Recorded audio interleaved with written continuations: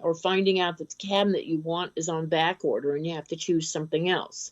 And scheduling is important too, because new kitchen cabinets, as I said, can take 4 to 8 weeks to arrive depending on who the supplier is. And with the situation, there are shortages and longer wait times. So you have to find that out too.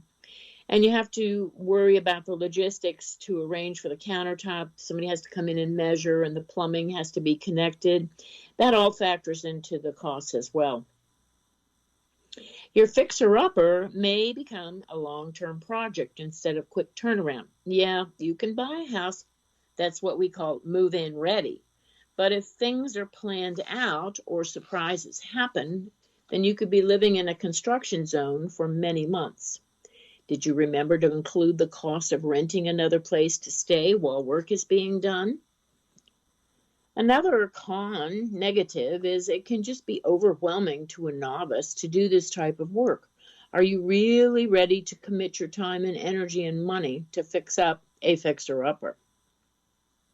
Well, okay, you're going to keep on going. You're going to do this.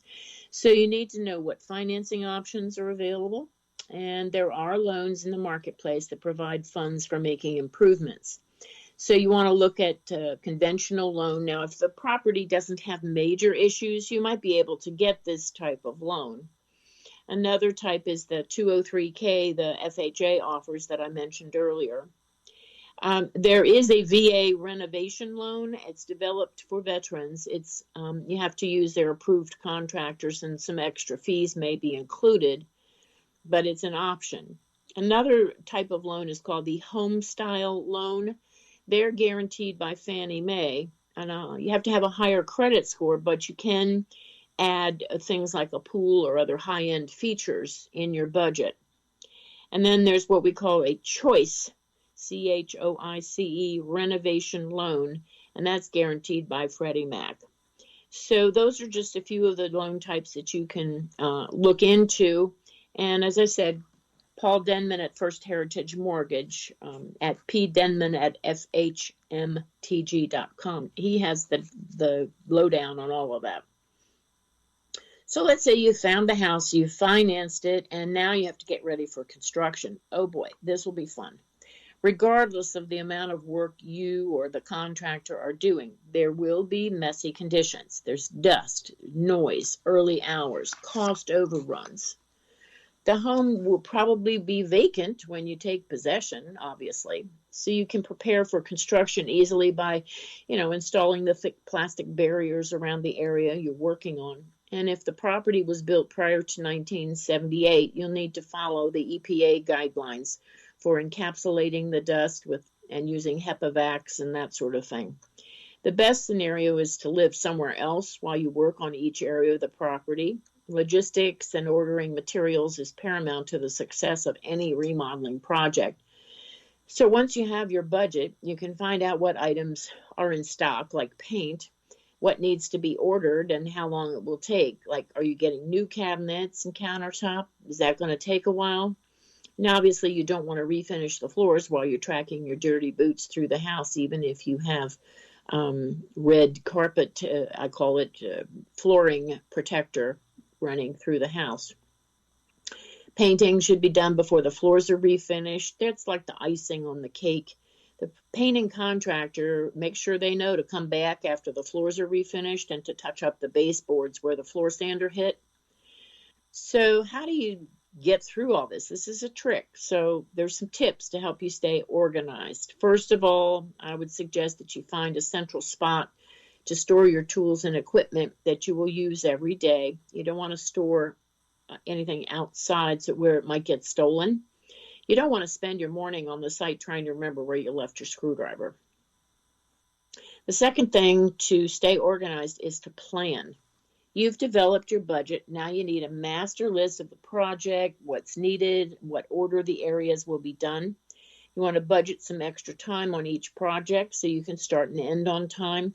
Some tasks may take longer than you planned, and sometimes you forget to include a step, and that's okay. You're learning, but hopefully the step isn't a big one. The third thing is to plan your meals, because you may not feel like running out for pizza. You know, want to have a separate area for coffee and disposable plates and paper towels and a microwave, stuff like that, where you can just heat up something real quickly. If you've hired a general contractor to do the work for you, that general contractor will have obviously taken a look at what needs to be done and given you a good estimate on the cost. But you want to keep in touch with the general contractor in case you run behind on your tasks and they have to be delayed, because that general contractor is working on other projects too. Well, speaking of general contractors, you want to ask around to get names of reputable ones who are licensed and insured. And if you know ahead of time what you need them to do, you can make a list called a scope of work. You give it to each of the ones you talk to, and then you can compare their proposals. Will they start and end on time? What provisions do they have to work on site daily? How do they accommodate change orders? How much do they charge for a change order? Be upfront about what your budget is. If you only have $40,000 and they're saying $80,000, then you're going to have to rethink. They can tell you whether you have unrealistic expectations or not. That's definitely what they can do. But you want to check their references and their credentials and their portfolio of work. They should provide a certificate of insurance and their license, etc. And have there been any lawsuits against them? How were they resolved?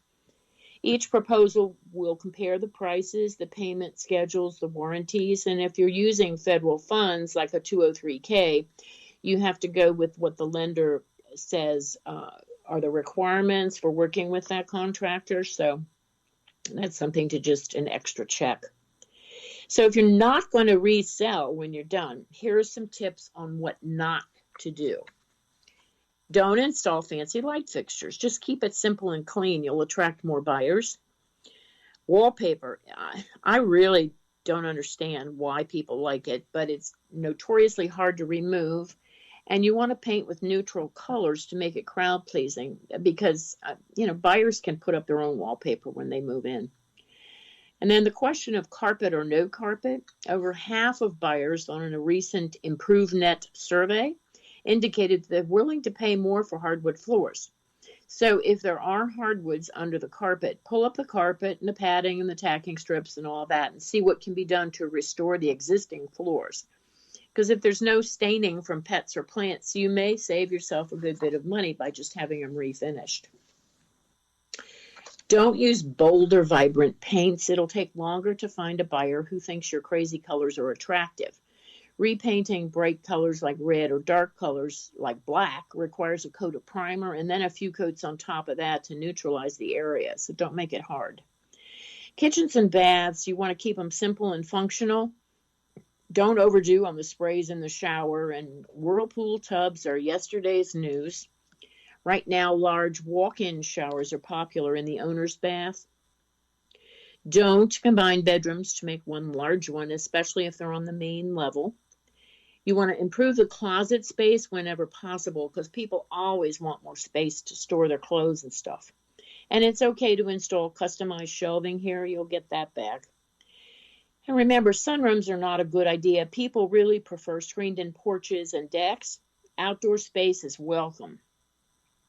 Garage space, don't convert it into something else. Keep it as a garage. People want to create a home gym or workshop. Well, keep it neutral space for cars so it'll sell faster, and let the buyer create the home gym.